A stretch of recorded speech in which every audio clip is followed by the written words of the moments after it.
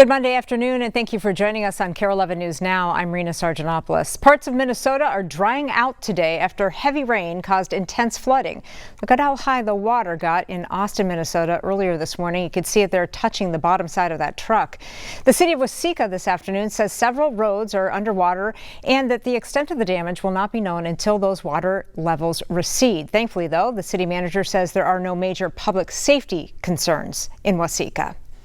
Happening right now, Hurricane Kare is back to a Category 4 storm, threatening dangerous high surf and rip currents to the eastern U.S. coastline and Bermuda this week. The hurricane rose in strength at a historic rate over the weekend, going from 75 to 160 miles per hour in just over 24 hours. Now, despite weakening slightly on Sunday, it did cause significant flooding and downed trees in Puerto Rico. You can see in a live shot here from Grace Bay Beach and Turks and Caicos Islands. Hurricane Kare currently causing some high wind and waves there. A tropical storm alert is in place for that area, also the Bahamas. Kare is expected to move between Bermuda and the U.S. East Coast by mid-week. While the hurricane is not forecast to make landfall, the coastline should brace for some life-threatening currents and rough sea conditions. People have been urged to avoid the Atlantic waters this week. Jesse Kirch has been tracking Kare from Miami. Puerto Rico has seen tens of thousands of reported power outages, and in North Carolina, there are already some evacuation orders being issued. All of this as Kare is expected to get even bigger. Overnight, Hurricane Kare got stronger, becoming a Category 4 storm once again. It is now moving north after a soaking weekend in the Caribbean. The storm went around Puerto Rico, but the island still was slammed by strong waves and flash flooding. Meanwhile, off the coast of St. Croix, the U.S. Coast Guard says 2 men had to be rescued from rough seas. And now Kare is expected to trek through the open Atlantic Ocean between the mainland U.S. and Bermuda. The storm is expected to stay over a couple hundred miles from the U.S., but the impact on the East Coast shores from those dangerous currents could still be deadly. And Kare is expected to double in size by midweek. That means that the hurricane's wind field will expand dramatically, and we could be seeing tropical storm force winds across a 400-mile stretch. Back to you.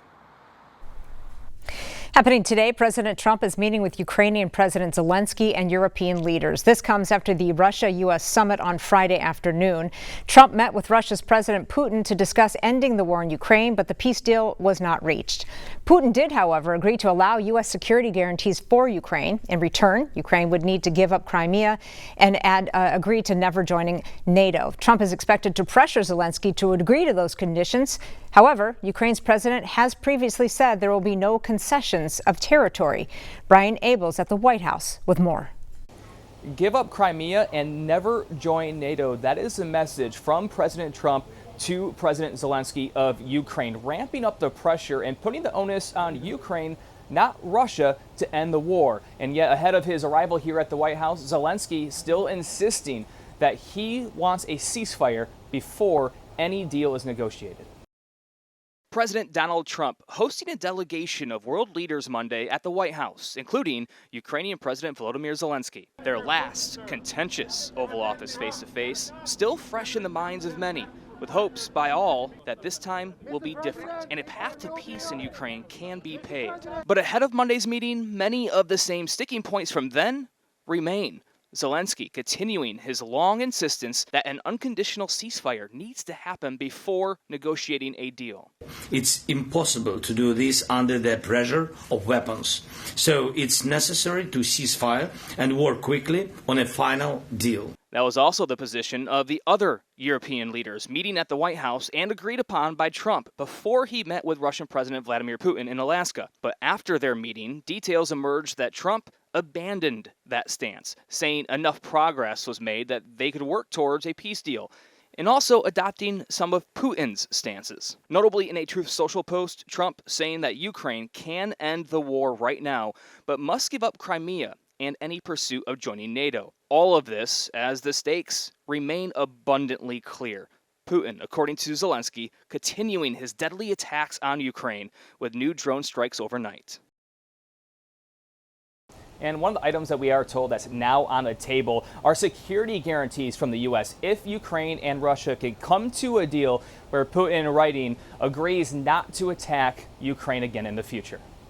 At the White House, Brian Abel reporting. Happening right now, the Minneapolis DFL is reviewing its endorsement process after getting nearly 100 complaints since backing State Senator Omar Fateh for Minneapolis mayor 1 month ago. Those complaints over how Fateh was selected as the preferred candidate. Heidi Wigdahl gets us up to speed.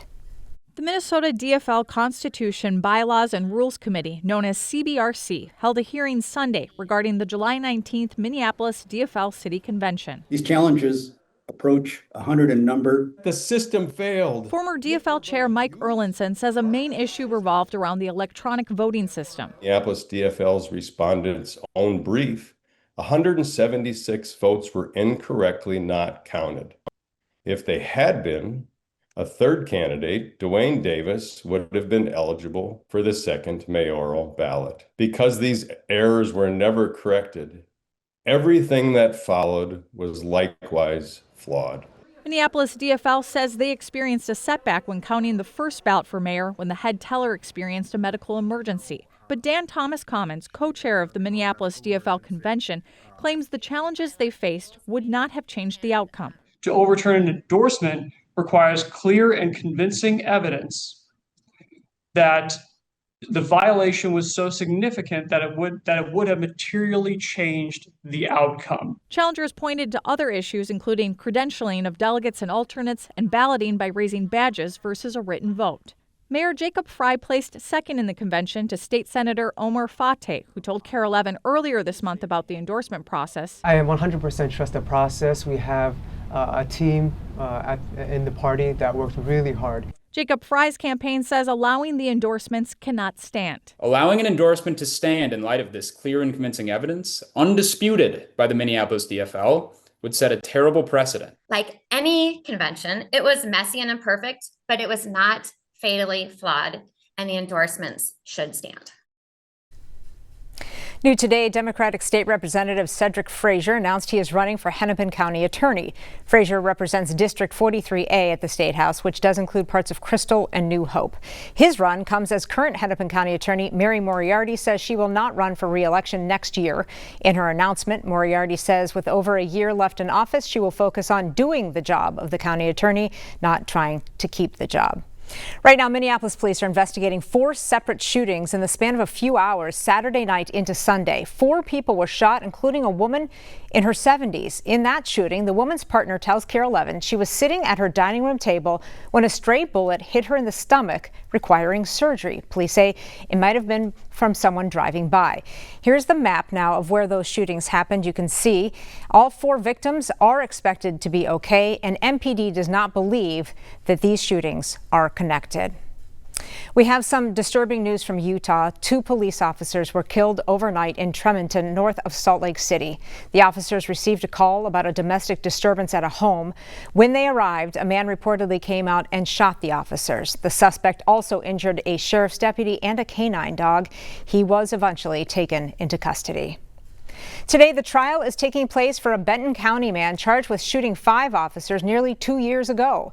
In October of 2023, Sherburne County Drug Task Force officers were outside Carl Holmberg's home trying to execute a search warrant. Prosecutors say that's when Holmberg started shooting, telling his wife, quote, "It was his day to die." Holmberg is facing a dozen felony charges, including attempted murder. Thankfully, all of those officers survived that incident. AT&T customers, this is a must-listen story for you. Millions of the mobile service clients could be getting thousands of dollars as part of a massive data breach settlement. The 2 data breaches impacted 73 million customers. Their information, including social security numbers and phone numbers, was found on the dark web. The company says those impacted will be eligible for up to $7,500 and will get an email notice. The deadline, though, to submit a claim is November 18th. A strike by 10,000 Air Canada flight attendants has been declared illegal today by the Canada Industrial Relations Board. The attendants were ordered back on the job after they ignored an earlier order to return to work and submit to arbitration. The workers walked off the job Saturday over pay and scheduling disputes. The government ordered the attendants to get back to work by Sunday afternoon, but those plans were delayed after the striking workers defied the order. The whole process has been unfair. Air Canada has really refused to bargain with us, and they refused to bargain with us because they knew this government would come in on their white horse and try and save the day. Well, these workers here said, no, that's not on. We're going to stay on strike. The strike has caused hundreds of flights to be canceled and left an estimated 100,000 travelers stranded. The airline says it will offer refunds and credits or rebook passengers on other carriers. Today, Texas Democrats are returning home after a 15-day standoff. It was aimed at preventing Texas Republicans from redrawing a congressional map.